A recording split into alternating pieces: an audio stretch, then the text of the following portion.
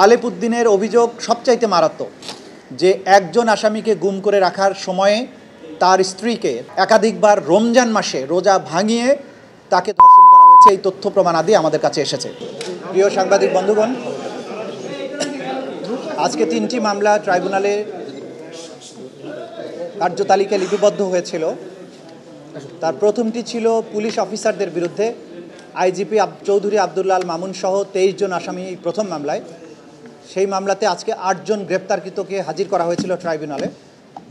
এই মামলাতে আমরা দুটো আবেদন দিয়েছিলাম। একটা হচ্ছে চৌধুরী আব্দুল্লাহ আল মামুন ফরমার আইজিপি, তাকে আমরা জিজ্ঞাসাবাদ করতে চাই, যেহেতু তার নেতৃত্বে তিনি পুলিশের প্রধান ছিলেন, তার নেতৃত্বে সেই জুলাই আগস্টের সমস্ত হত্যাকাণ্ড, মানবতা বিরোধী অপরাধ সংগঠিত হয়েছিল, এপিসি ব্যবহার করা হয়েছিল, হেলিকপ্টার ব্যবহার করা হয়েছিল, মারণাস্ত্র ব্যবহার করা হয়েছিল।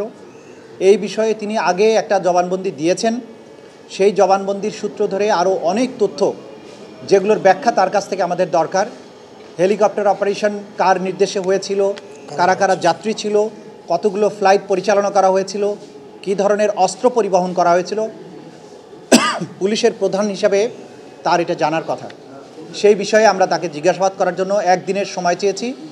আগামী 23শে ফেব্রুয়ারি তাকে জিজ্ঞাসাবাদের জন্য অনুমতি দিয়েছেন একদিনের জন্য। আর ওই একই মামলায় 2 মাসের সময় দিয়েছেন, 28শে এপ্রিল পরবর্তী তারিখ ধার্য করেছেন। এই সময়ের মধ্যে তদন্ত রিপোর্টের ব্যাপারে সময় দিয়েছেন, তদন্ত কাজ পরিচালনার জন্য রিপোর্ট দাখিলের কথা বলেছেন।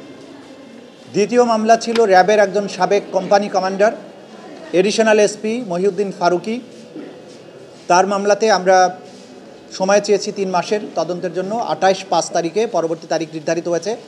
তার বিরুদ্ধে অভিযোগ হচ্ছে তিনি অসংখ্য মানুষকে গুম করার সাথে জড়িত এবং গুমের শিকার ভিকটিমদেরকে তার অফিসে এবং বিভিন্ন আয়নাঘরে, নির্যাতন সেলে অমানবিক নিষ্ঠুরতম পন্থায় নির্যাতন করতেন এবং নির্যাতন করার ব্যাপারে তিনি একজন মাস্টার মাইন্ড, তার একটা স্পেশাল কোয়ালিটি আছে।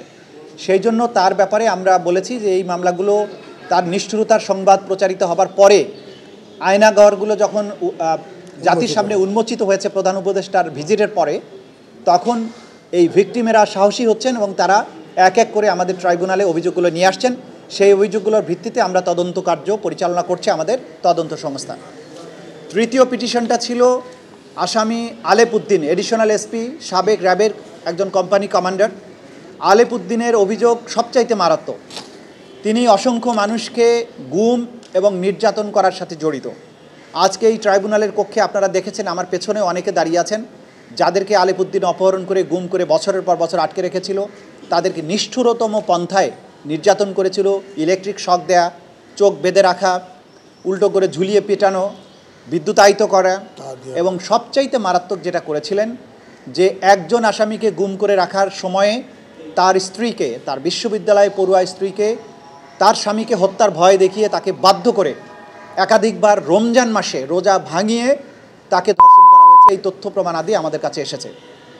আমরা এগুলো ট্রাইব্যুনালকে জানিয়েছি যে এরকম নিষ্ঠুর এবং জঘন্যতম অপরাধী যারা, তাদের ব্যাপারে তদন্ত কার্য পরিচালনা করতে সময় লাগবে, কারণ প্রতিদিনই নতুন নতুন ভিকটিমরা আমাদের কাছে অভিযোগগুলো নিয়ে আসছেন এবং তাদের তদন্ত এবং তাদের বক্তব্য, তাদের এভিডেন্স কালেকশন করার জন্য আমাদের সময় দরকার।